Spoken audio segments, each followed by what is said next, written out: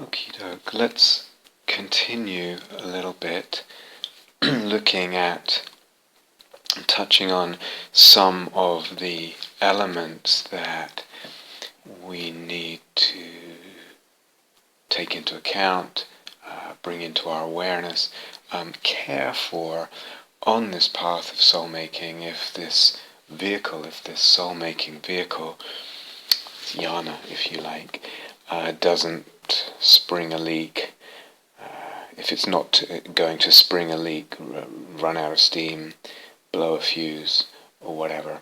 In other words, if imaginal practices, sensing with soul, soul-making practices in the broad range of what that means for us, is not going to actually increase dukkha, bring more dukkha.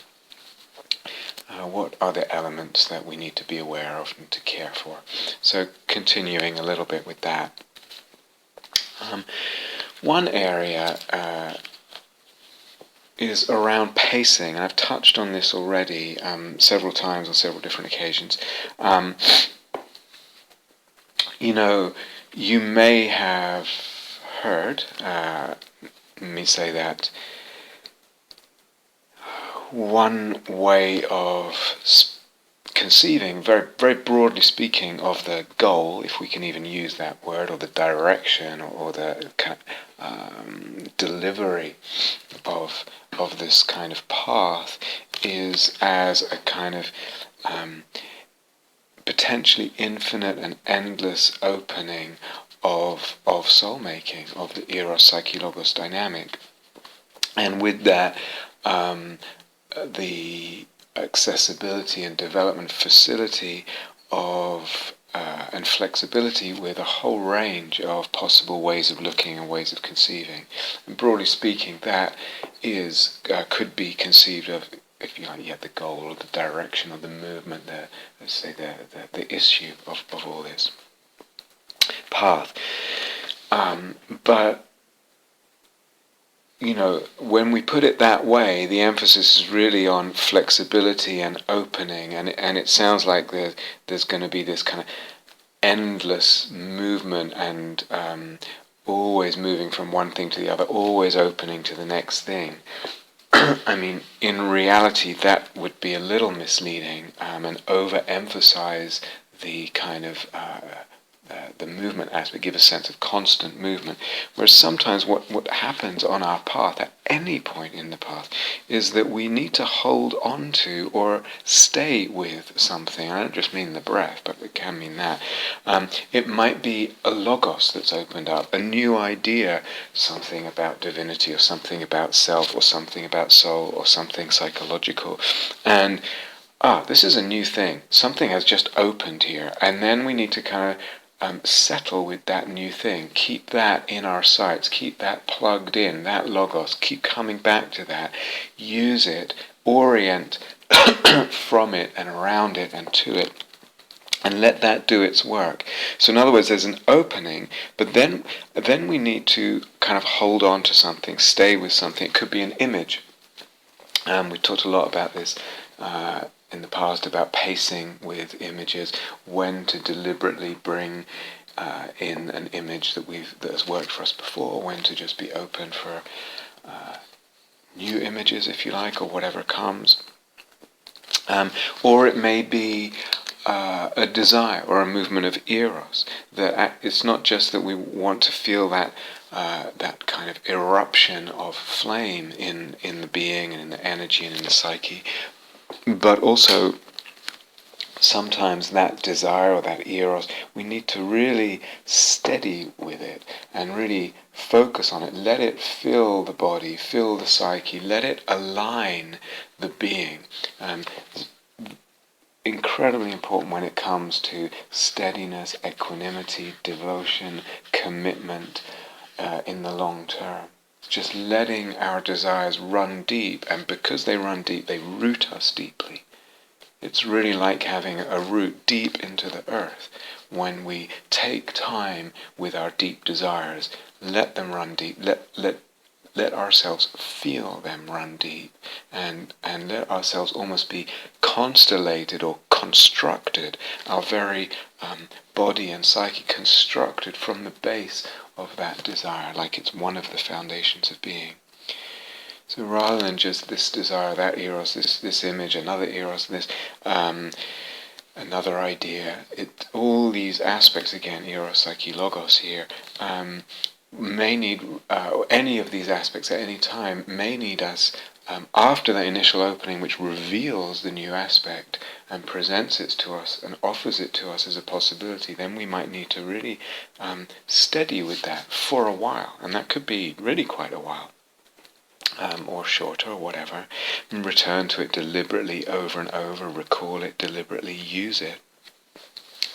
So, in principle, then there's an opening. There's some kind of opening, but then there's some kind of closing, if you like, closing around what has been revealed in that opening, what has been gifted to us in that opening, what we have discovered or created in that opening. Some kind of grasping of that new, whatever it is, logos, new image, new desire, and grasping at it for a while, consolidating it, strengthening our connection with it and our accessibility to it and the vividness of it, the power of it.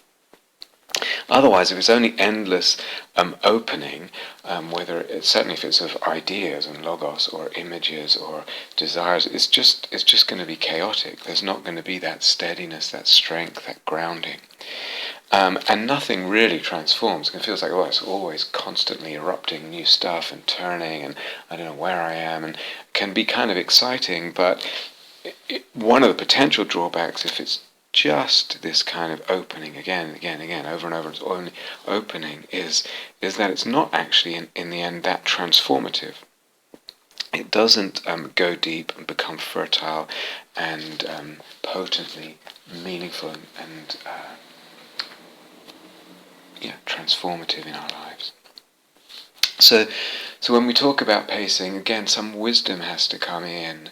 A vision of increasing fluidity, flexibility, availability of ideas, conceptual frameworks, ways of looking, and also of that whole potentially infinite and endless expansion, deepening, widening of the soul-making dynamic in the eros, psyche, logos. But what that means from day to day, from moment to moment, is that there's a wisdom in regards to kind of fluidity and stability, consolidation, settling, staying steady with whatever that aspect is. A little bit related to that, and I think I've said this before on a couple of retreats, but if you're working with this material on retreat, and wanting to incorporate soul-making practices into your kind of retreat schedule, then really, to know that it's probably not good to be doing imaginal practices all day long and nothing else. We dip in and out, a little or a lot, as suits, as seems to serve, into practices of the erotic-imaginal. And within that context of moving in and out, when we move out, we move into other practices. And other practices really are helpful complements and supports to practices of the erotic-imaginal, of sensing with soul. And in a way, I would view them as one kind of larger mandala or integrated set of practices and approaches that kind of form the soul-making path, really.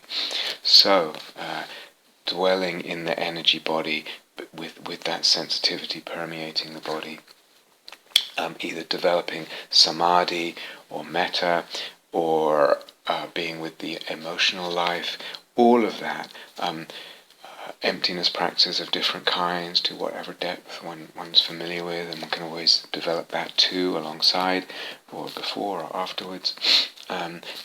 Mindfulness of any kind, all these are really, really helpful kind of say auxiliary. That makes them sound secondary. They all fit together to form, to kind of tessellate together to form this bag of, not really tricks, but bag of practices and approaches that are really, really helpful to the whole movement and kind of ship-shapeness of our vehicle, if you like, and also the efficacy of the soul-making practices. Their sustainability, but also their depth in the moment. So really, any practice that decreases fabrication of perception in the moment, perception of self, other, world, will be a good mix in with the soul-making practices and imaginal practices. As I said, most imaginal practices are actually, we could view them as skillful practices of skillful fabrication. And in contrast to practices that fabricate less in the moment, fabricate less perception. So emptiness practices, metta, samadhi, even mindfulness fabricates less to a small degree. These are all practices that fabricate less perception. Imaginal practices and sensing the soul are practices that fabricate perhaps a tiny bit less, but are actually engaged in skillful, what we might call skillful soul-making fabrications of perception. So another way of conceiving of this mix is that there are practices that, again, very, very broadly speaking, kind of build equanimity directly. So, for example, samadhi practices, generally speaking, metta practices, brahmavihara practice, mindfulness, emptiness, generally speaking, although they can also be quite exciting in terms of the energies they release at times, but generally speaking, the movement of those kind of practices to more equanimity. So you've got that on the one side, that kind of group of practices, and on the other side you've got what we could call the practices of eros. So actually opening to the desire and the eros and the erotic-imaginal, etc. And one can think about, loosely speaking, having a balance of those practices. It doesn't need to be 50-50, and the balance itself will be fluid, of course.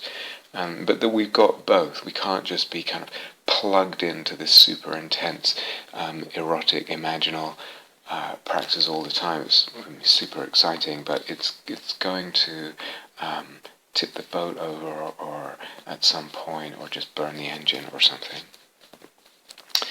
And I've talked before, and particularly I think in the Eros Unfettered retreat, about the possibilities of working within the erotic-imaginal practice, with the sensing the soul, and actually by a nuanced, delicate responsiveness and skill in those practices, balancing those practices at the same time as one is engaged in. So instead of going back and forth between these kind of practices and these kind of practices, actually giving attention, for example, to the spreading of the soul-making towards self, other and world equally, to the ways the energy might expand or need to move in the energy body, to bringing in different ways of looking, to ways of relating to desire, for example, with the opening to the current of desire practices, to kind of being aware of where in the soul-making dynamic, which of the elements of eros, psyche, logos may be inhibited right now and may be blocking the soul-making, and so kind of tipping things over or drowning them a little bit, and allowing it to spread there, and so kind of helping to balance the whole soul-making process. We've talked a lot about that. But broadly speaking, there's a sort of back and forth one can engage in between different kinds of practice, and also a kind of, perhaps a little bit more sophisticated, I don't know, balancing at the same time within the practices of the erotic-imaginal, within the practices of sensing with soul.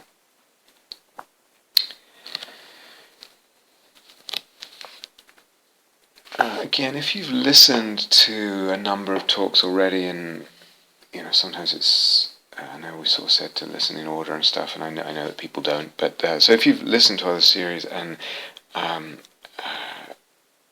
just to say again, perhaps you're on retreat or something and trying to practice with this stuff, just to say it's really not necessary to do all the practices or anything you don't feel comfortable with, and you shouldn't force yourself. So if that's not obvious, I'm saying that now. And even more broadly to say, this soul-making business and these kind of practices, it's just not everyone's cup of tea. I mean, that's some people will never be interested in this stuff, and that's completely and utterly fine. Souls are different, and they're drawn to different paths for lots of different reasons. And so, if you're listening to this stuff, obviously, and you know, please don't buy into some should. If it just actually doesn't attract you, let it go. There's plenty of other practice possibilities. And even if you're ambivalent, don't force yourself to do something. I don't think I really need to do that practice and that practice, and that one sounds a little hairy, but I should make myself do it. Please don't think that way. So again, there's pacing with all this. Many people do find themselves ambivalent. They're deeply drawn to these kind of teachings and these kind of practices, and at the same time they're really ambivalent. They're really unsure for different reasons. So this, if that's the case for you, it's not just a question of actually this isn't really my thing, I'm not really drawn here. But if that's the case, there's this kind of ambivalence. Then I would encourage perhaps talking to one of the teachers that's very kind of versed in the soul-making paradigm and sets of practices, but also just a gentle questioning with yourself. What actually is the fear? Why do I feel reluctant to engage or explore such practices? What assumptions perhaps are involved in whatever fears might be operating or concerns. So really, as always with fear, it's generally good to let it become more conscious. Oftentimes I've said this many times before, oftentimes we're bullied, pushed and pulled and inhibited and shut down and directed this way and that by fear, and we're not even fully conscious of what exactly is it that I'm afraid of. What exactly is it that I'm assuming here? So I'm saying this as the invitation to a real, gentle, caring, careful, and thorough inquiry. Not as just another fancy way of saying get over it and move on and push yourself through into these practices at all. So timing, again related to pacing, timing with all this, and timing with also questioning oneself or inquiring what's going on for me if I feel ambivalent. Timing is a matter of respect and sensitivity. I need to, sometimes I need to respect my concerns and my fear. And be sensitive to when is the right moment to kind of turn to them. Let's see, now what's going on for me now? What's going on in my heart and soul that there's this fear or refusal or ambivalence about taking another step? Sometimes that needs to be respected. Sometimes we need to be sensitive to even the fact that that's there and not push us through something that a kind of ambivalence that we hadn't even noticed because we weren't paying attention to how we felt. So on the one hand, timing is a matter of respect and sensitivity. On the other hand, it's also, there's place for courage and boldness and fire and all of that in these explorations, certainly, but also in the exploration of the relationship with the explorations, if you follow what I mean. So, some people may well think, and I know, and people have said to me, that, these practices and these teachings, they're dangerous, or they sound dangerous. It's usually they sound, because it's usually someone who's not really engaging that's saying that. And, I mean, we might say, yeah, maybe, but dangerous to what? What is it that you're thinking or assuming or concerning yourself with there? And so oftentimes a person will worry that allowing eros to arise, especially allowing sexual eros to arise, or allowing other desires to their energy to open, as we taught in different practices, in different ways, that this can only be encouraging and feeding and reinforcing the kilesas, movements of greed, because greed and desire are the same, etc., or delusion, because fancy and image must be delusion, or attachment, etc. And this is really important to check this out. I mean, I can say to you, it's not the case. If one practices with wisdom, with sensitivity, with care, and with responsiveness, practices soul-making practices, and enters this kind of conceptual framework with all that care and responsiveness, it's just not the case. It's just now only you, if you have that concern, can actually verify that for yourself. But I think you will find that that's so. And in a way, what we're talking about in this talk now, in these different parts of this talk, is what exactly do I need to care for? What exactly do I need to keep my eye out for? What exactly needs to be in place in order that we don't just end up feeding the kilesas and thus feeding dukkha.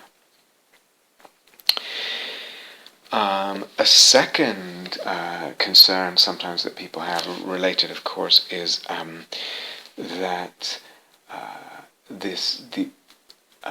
sometimes people are happy talking about using the word imaginal, and using it in a slightly different way, as I pointed out in the first talk, and using it in a way that I would say is a little more tame, a little less radical, a little kind of safer, and a little more under the thumb of the self, really, of the ego.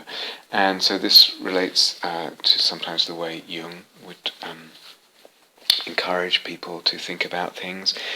And so people often say, working with the imaginal and kind of engaging the sub-personalities, and just want to point out again that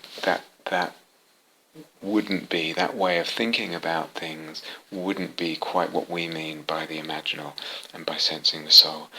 Sub-personalities, in the very word, in the nomenclature there, implies sub. It's less than something. Less than what? Less than the ego or the self. There's something kind of who's got the final say and who's bigger than. Sub means less. So this self, keeping my eye on things, keeping organized, sort of in charge and organizing and overviewing, of which there are these little sub-personalities which can be fascinating and really helpful and bring some healing, to integrate them into this bigger superior personality or ego or whatever, and can be really, really useful. And some people, that's what they want to do. That's the extent of their interest and engagement, and that's the extent of the kind of logos or conceptual framework that they're willing to play with, and that's absolutely fine. I think we're going beyond that, and because of this sense that,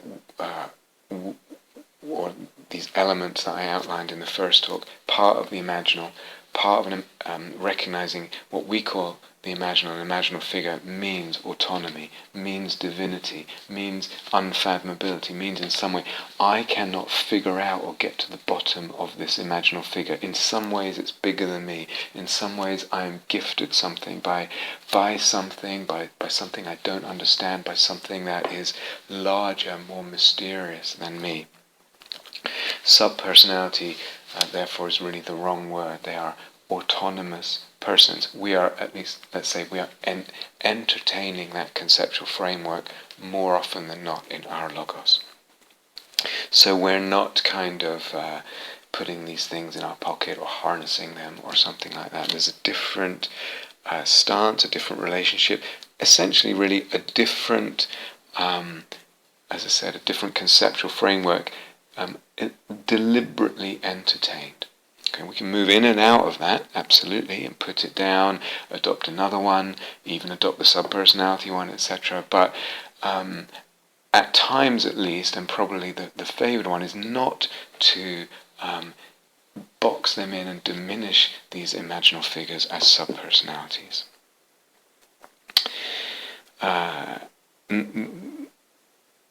So sometimes a person hearing that, sometimes people don't hear that and they just hear the word imaginal and assume subpersonality because they've heard that elsewhere in some psychological paradigm or other, and so they don't hear the difference. I've dwelt a lot on the differences, and sometimes, but sometimes people will hear what this kind of, if you like, more radical vision, and it will be scary. What, I'm going to be a split personality? I'll have split personality disorder, or that sounds bonkers. Isn't that what crazy people do? And all this. So that might be a fear, but again, it's like, is that really what happens? Is that really the offshoot of all of this practice? When I take the care, when I develop these elements, when I have that responsiveness, when there is the insight and the wisdom. And I don't think so. I really don't think so. But something more powerful, more radical, and more far-reaching, and more opening is opened for us. Some much vaster landscape of soul is opened for us when we don't limit what opens as, for example, as an imaginal figure as a subpersonality. A third area that people can get concerned, and again, it's a valid concern, is that sometimes doing this work is really quite a different way of conceiving, of thinking about practice, about path, about life, about existence, about being, about every element of existence and of the universe. And not just kind of idly or abstractly engaging those thoughts in a way that they don't make a difference, but actually employing them. Again, this phrase I use, entertaining certain conceptions, means kind of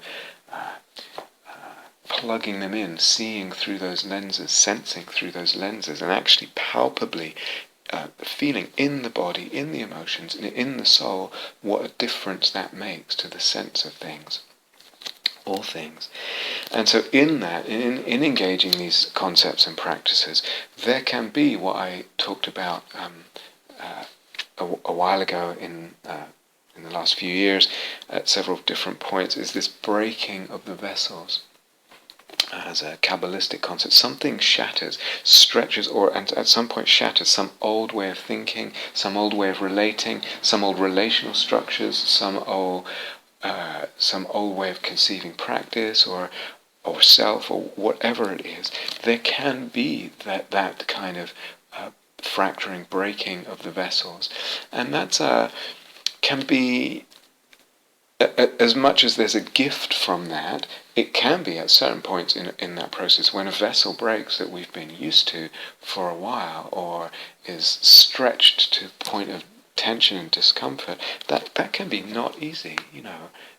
It's not a smooth kind of cruise all the time. And when those periods come in our life, and I hope they do come, actually, because this is, it's almost like this is the way that psyche works at times. It works in the breaking of things at times, and so it's part and parcel of the growth of the movement, of the opening and deepening of the soul-making dynamic over time. But when that does come, when those kinds of things come, and they can come in very small ways or larger ways, it's not easy, and it takes a lot of equanimity and wisdom to navigate those fracturings, openings, and rebuildings of something new. So a person might hear these kind of teachings, or hear someone talking about this kind of stuff, and might hear the potential there for some kind of breaking out of the structures that one has gotten used to and lived in, and that one may have actually supported one for a while, but maybe a little bit not inhibiting, but past their sell-by date. And that can be a little bit worrying or daunting.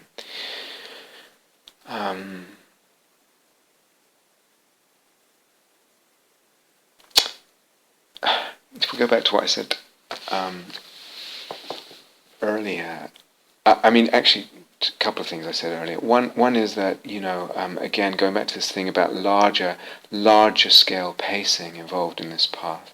So there is this shevirat, ha-kelim, as they call it in the kabbalah, breaking of the vessels that can happen in all kinds of different domains of our life. At times, even if we're not engaging in soul-making practice, it's part and parcel of being a kind of maturing human being, a growing up in our lives. So it happens anyway. So that can be part and parcel of what this path catalyzes for us. And, as I said, it's not just constant opening and fracturing that we're endlessly new things slipping and sliding and coming in and breaking and exploding. That's not the vision of the path. It's actually, there need to be times for integration, for consolidation, for settling, for rebuilding, for getting used to a new for building new structures or letting them be built and then getting used to them and learning from them, as I said at the beginning. So there's a kind of movement back and forth between what we might call building and breaking, or consolidation and this shattering or whatever. And that's the rhythm, and that's part of our life anyway, so it should be. And if it's not, one would have to think what's going on in one's life. One would probably feel quite dead as a human being if there's none of that going on in one's life. And the second thing I mentioned before is just about questioning and the encouragement to question, to inquire. Inquiry, questioning is also a dangerous business. Can be very dangerous because of exactly what we were just talking about, the breaking of the vessels. We inquire, we question, and it pushes on old structures and questions them. And sometimes the inquiry has enough force, enough vitality, enough soul in it that things are broken. Whether we're talking about intrapsychic or sometimes extrapsychic. So questioning can be dangerous, yes. As I said, it's a matter, though, of respect and sensitivity and not forcing, but also of courage, boldness, fire. So questioning can be dangerous, but sometimes, and I would say always in the long run, what is more dangerous than questioning is not questioning. More dangerous than questioning is not questioning. If we never question, there's going to be some huge cost to the soul from living a life that doesn't question. Okay, just a couple more things for today, for now. A reminder regarding, again, we're talking about things that sort of typical areas where people feel a little nervous or ambivalent or unsure about the kind of teachings that we're presenting. And one, obviously, is not just regarding eros, but specifically regarding when the eros is sexual. And so the idea of engaging and exploring the sexual, erotic-imaginal in practice is a little worrisome for some people. And I'm not going to repeat this over and over, but we're talking about really a lot of mindfulness, a lot of sensitivity, a lot of care, a lot of respect, and the movement of opening up divinity. What one will, again, something I've said before, but it's worth repeating, I think, what one will quickly realize is that when an image is imaginal, so that includes an erotic sexual image, when it's imaginal, it has this quality of being iconic, as I said, which is almost like non-narrative. How that translates for sexual erotic-imaginal means that it doesn't tend to escalate. This sexual fantasy or images seem to be playing out. It doesn't tend to go one thing leads to a next, and it all moves towards a final denouement or orgasm or whatever it is, as a sort of less mindful and less imaginal sexual erotic imagery might do, the way that usually pans out or relates for most human beings, or the way we usually relate to that. So, recognizing, yes, it has this iconic, it doesn't actually need, it might just be a kind of an instant of something, or that's captured as an icon, if you like, and we're resonating with that. It has that quality of not escalating. And similarly, another aspect is, and right from the beginning, teaching the imaginal have encouraged, and with different emphasis at different times, sort of more or less, but there's been this encouragement to include and trust what we might call darker images. So less nicey, less sort of all white angels and cherubs, etc., which have their place too, unquestionably, in the landscapes of the soul. But there are darker images, more voracious, more carnal, more seemingly sometimes violent. We talked about images of devouring and that kind of thing. I don't know if I mentioned, I'll throw it out again, devour is maybe related for the soul as a word to devoted. So these images are often not what the mind fears they are. And even if they seem to be something really not helpful, there's usually, ways of relating. It's all in the ways of looking that redeem them, transform them, liberate the sacredness that's actually in them, the treasure that's actually in them. So it's not a matter of evil, or I'm going to do something weird, or all that. So there's this encouragement, and again, at your own pace, and only when it feels comfortable, encouragement to include what we might call darker image, and that includes the sexually darker. So for some this is very easy, it's already kind of part of what they feel very comfortable with in their sexuality, and for others less so.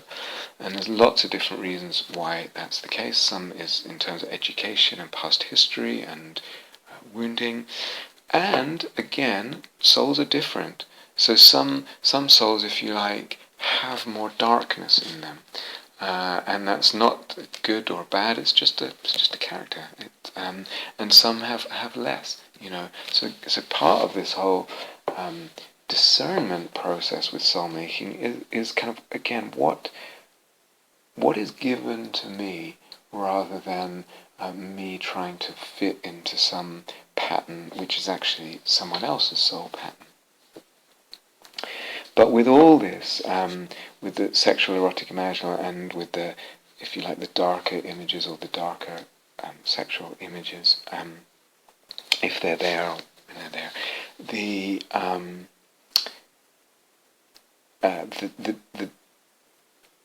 divinity becomes clear. And as we said, that aspect of divinity or theophany is one of the aspects of the imaginal, one of the elements of the imaginal. And so one starts to see, that's there, and starts to feel the dimensionality, starts to feel the love. Implicit in love is respect. All these factors, and one starts to just trust the whole thing more. And sometimes, as I pointed out, a drop of trust at the beginning can actually allow these other elements to show themselves, and then we can let them become more illuminated and amplify more in the sense of what's going on. But as I said, for me, what's possible here, and what's most important in this whole soul-making movement and logos and potential is the expansion of the senses of our senses of sacredness. So even in those areas that seem like, well, that's the opposite of what my mind says is sacred, or that can't be sacred, or whatever it is, or I tend to only see it in certain expressions, only feel a sense of sacredness and theophany in certain expressions. This whole an important potential in this whole movement of soul making is the particularity of different kinds of sacredness, not just a universal everything is sacred, everything is perfect, but this particular theophany, that particular theophany through this particular thing, that particular expression. And that's, for me, central and centrally important in the whole movement of an opening up of soul making.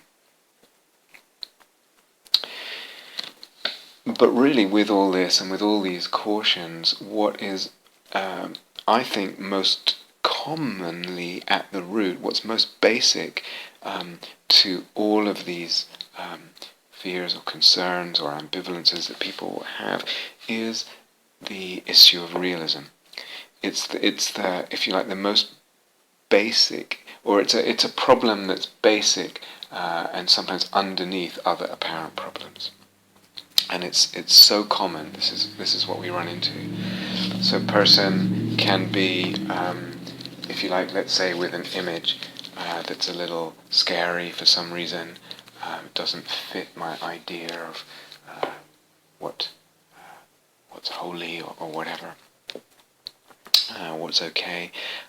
Sometimes a person is fearing that this means this about me, this means that I'm bad, this means that I'm got some kind of very strange pathology or whatever. And there's a kind of reification, really an identification of that. And that brings up fear. So it's a kind of fear that it is really saying something about me. On the other hand, there can be a fear that, if you like, this image or entertaining this image is exactly not real, and by entertaining what is not real, but just by virtue of the fact that it involves the imagination, or it doesn't conform, if we're talking about extra psychic sensing, the soul doesn't conform to the common, consensual, socially agreed upon, dominant culture worldview of, again, what a tree is, or what a tree feels or knows or can do or doesn't. And one fears, again, that by engaging in this kind of practice or these kind of ideas, I'm practicing and reinforcing a dangerous not being in touch with reality. I'm out of touch with something called reality. And with either of those fears, whether it's a fear of what this thing means about me, or this is going to happen, or because I had an image of this and it must be a premonition or whatever, or it's a fear that I'm just encouraging myself to be out of touch with so-called reality, and then what will be the consequences of either of those? I will then do this, it will get out of hand, etc. Underneath underneath all this, underneath what I was talking about with the fears around sexual, erotic-imaginal, with almost anything that most common underneath it all, most basic, as a kind of issue or problem that needs attention is the realism. And that's why we talked so much about the imaginal middle way, about the theatre quality. So let's come back to that shortly.